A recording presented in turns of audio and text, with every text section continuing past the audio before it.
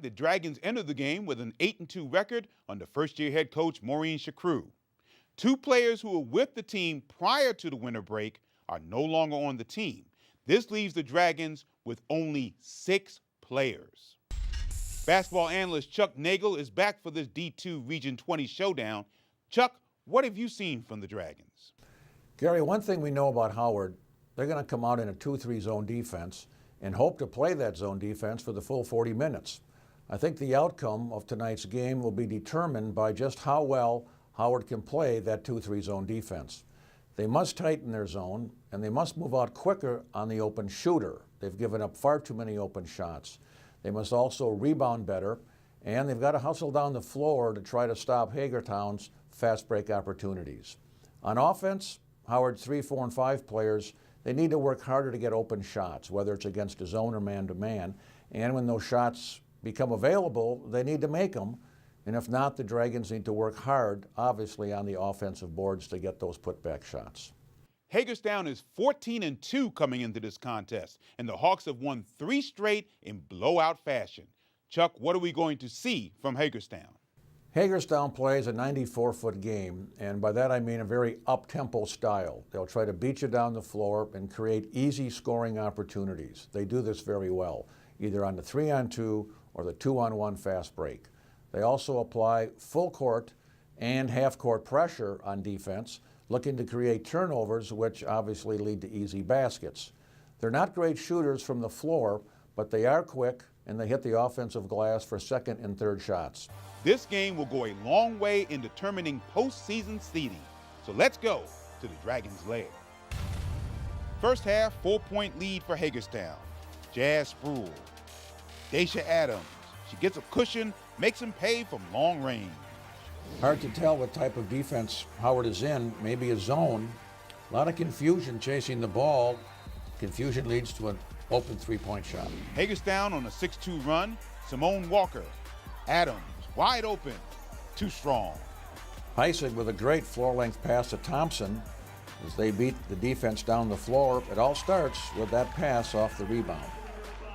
Again, Howard in the zone. Very heads-up defense here by Heisig. She goes all the way for the layup. Very nice steal, very heads-up play from Heisig. Hagerstown against the zone defense. Once again, they catch the Dragons loafing down the floor. They give up the easy 3-point shot before they can even set up that defense. 2 minutes remaining in the half. Lauren Thompson, her shot is off. Rebound for West. Dragons is taking way too much time getting down the floor to set up that defense. Again, giving up 3-on-2s and 2-on-1 easy baskets. Second half, the Dragons turned it over twice in the first 2 minutes, and 6-point lead for Hagerstown. West, one dribble, pulls up, gives the Hawks the biggest lead since the first quarter. Other end of the floor, Hagerstown's defense seems energized. Thompson barely able to haul in the pass, looking for Parks, another Dragon turnover. Hagerstown once again beating Howard down the floor, 4-on-2. Heisig pressures the ball, looking for a travel there. West keeps playing and drains the short jumper. Next Howard possession, Coughlin driving. West jumps on the pass. Lana Long ahead to Sproul. Diving after it is Heisig. What a play to prevent another transition layup. They hit the deck, starting to look like a weigh-in stare down out there, and Heisig is hit with a technical foul. Hagerstown is on a 10-2 run. Ball goes from the baseline, wing to the middle, draws the defense away from the basket. Easy play for the post, easy shot for the post player.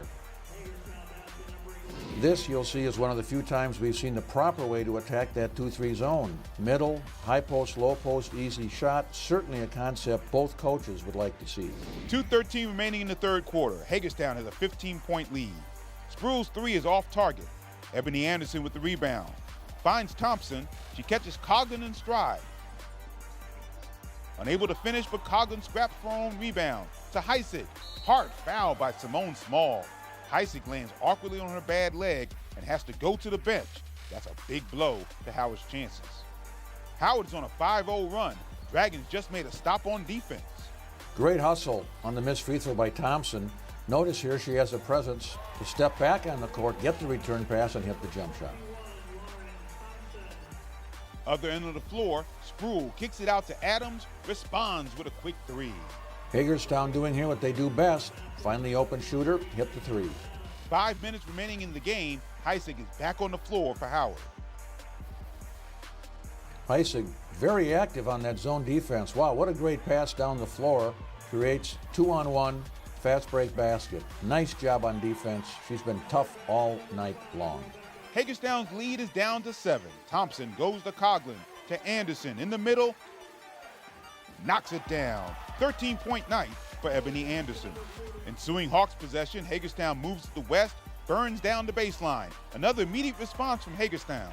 We saw this earlier. Whenever Howard starts to get going, Hagerstown kills the momentum right away.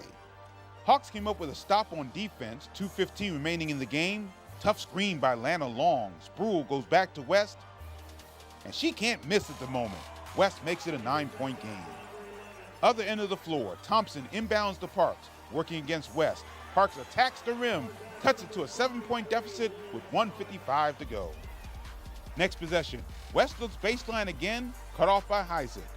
And she loses the ball. Here come the Dragons the other way. Spruill with the foul. Officials call a technical foul as well on Spruill. Huge break for Howard. But the Dragons made only 2 of their 4 free throws, leaving crucial points on the table late in the contest. 5-point game, 1:12 remaining. Walker up against Parks, hands it off to West. Heisig and Parks have her pinned against the sideline. Jump ball is the call for possession arrow to Hagerstown, and we see West and Heisig need to be separated once again. Ensuing inbounds pass, give the ball to West and let her milk the shot clock seems to be the strategy. Heisig and Parks go after her again. Adams now, shot clock at 11. Goes behind the screen, right into the sideline. Heisig is there defensively. Howard forces a turnover with 57 seconds to go. 5-point game, crucial possession. We're inside 50 seconds. Thompson to Thomas. From behind the arc, no. Parks with the rebound to Coughlin. Stripped in the lane by Julia Gunther. What a play. Time would run out on the Dragons' comeback effort.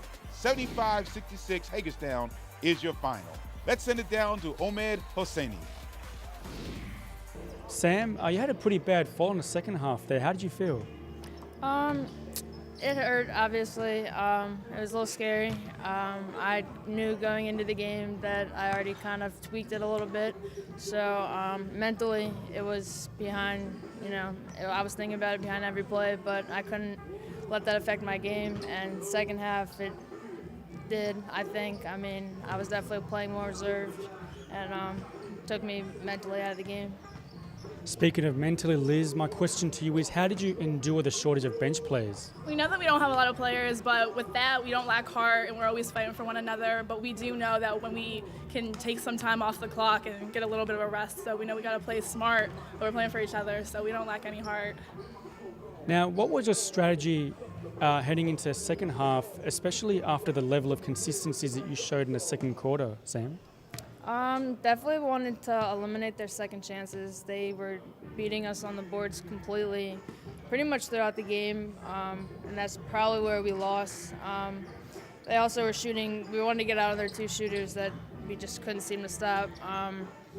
Other than that, I mean, we tried to take away their primary players and eliminate down low, but we just couldn't seem to pinch the lead. Well, a magnificent effort, and good luck on your next game. For Dragons Lair Update, I'm Omid Hosseini. My next guest came to Howard Community College from Athelton High School. She led the Raiders to a state championship in 2007. This is her first season as Howard's head coach. Maureen Chakru joins me now. Welcome, Coach. Thank you.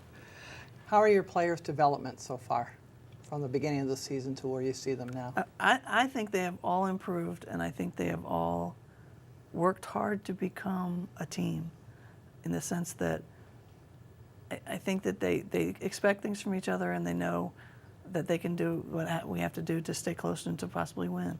With your psychology background, how important is that as a coach when you're dealing with student athletes? I think it's important in the sense that you need to know when to reinforce them, and when to say positive and when to say negative, in the sense that I really believe these girls need to hear the positive and to build off that positive and not shut them down. It doesn't do any good for me to criticize them. I don't have lots of players to throw back at them. They have to take care of each other, and I think they've done that. I think they've been very good reinforcing each other and working together. Okay, now we need to finish in the top 8 if we're going to go to the Maryland JUCO Conference, and I kind of checked on that, and we're like 5th right now. Our goal is to finish in the top 8. I know who we have to play, and I know who's ahead of us, and I know, we'll see. I mean, that's our goal, and I think that's a realistic goal. Good luck. Thanks.